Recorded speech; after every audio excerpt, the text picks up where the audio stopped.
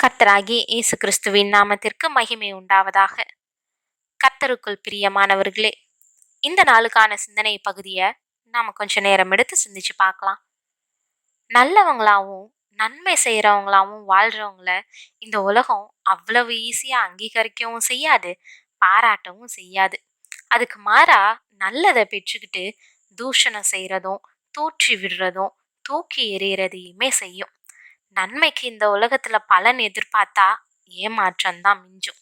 சரி, பாராட்ட கூட வேண்டாம், பாதிப்பான வார்த்தைகளை சொல்லாம இருந்தாலாவது நம்மளுடைய பணியை தொடரலாம் அப்படின்னு நினைக்கிறவங்களுக்கு ஏமாற்றம்தான் மிஞ்சும். நன்மை செஞ்சு பாட அனுபவிக்கிறது நல்ல கிறிஸ்தவ வாழ்க்கைக்கும் ஊழியத்துக்குமான அடையாளம். ஆனா நாம சோர்ந்து போறோம்.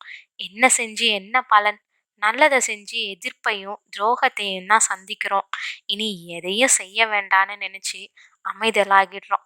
ஆனா சத்தியம் நமக்கு என்ன போதிக்குது அப்படின்றத இன்னைக்கு கவனமா சிந்திப்போம். ஒரு முறை சுவிசேஷகர் பில்லி கிரகாம் அவங்க செய்தி அளிக்கும்படி லண்டன்ல ஒரு நற்செய்தி கூட்டம் ஒன்று ஒழுங்கு செஞ்சிருந்தாங்க. பில்லி கிரகாம் இங்க கூட்டம் நடத்த வரக்கூடாதுன்னு பயங்கரமான எதிர்ப்பு கிளம்புச்சு. காஸ்பல் சர்க்கஸ் நடத்த பில்லி கிரகாம் வராருன்னெலாம் மீடியாக்கள், பத்திரிகையெல்லாம் அவரை கிண்டல் பண்ணி சரமாரியா எழுத ஆரம்பிச்சாங்க. திருச்சபைகள் கூட அவரை எதிர்த்துச்சு.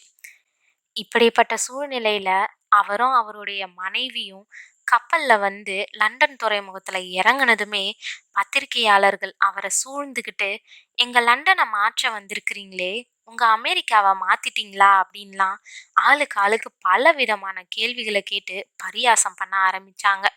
சுவிசேஷத்தை அறிவிக்க வந்த ஒரு கிறிஸ்தவ நாடு இப்படியாக இருக்கிறதேன்னு நினைச்சு பில்லி கிரகாம் மனம் உடைஞ்சு போனாரு.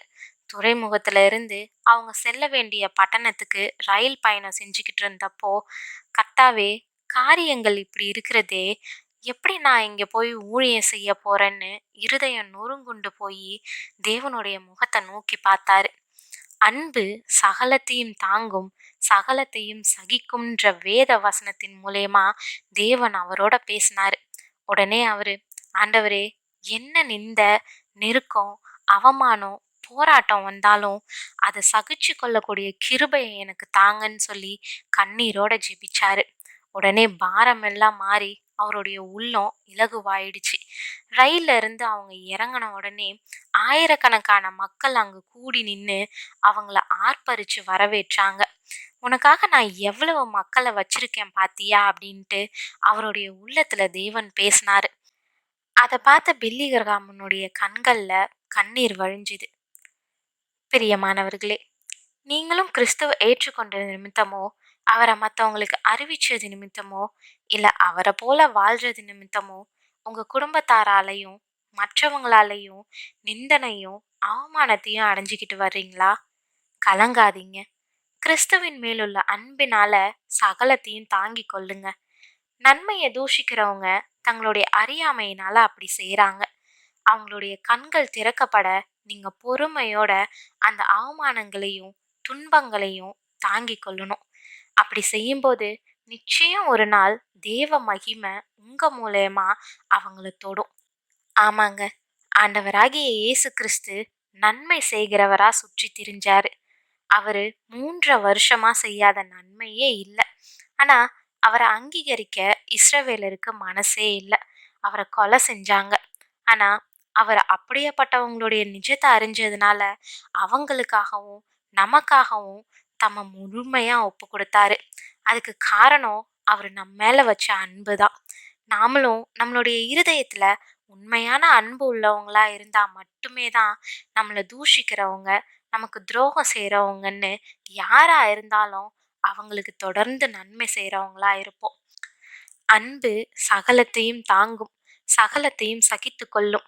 அப்போ தேவ அன்பு நம்மளை ஏவி தொடர்ந்து அவருடைய பாதையில நம்மளை நடத்தும்.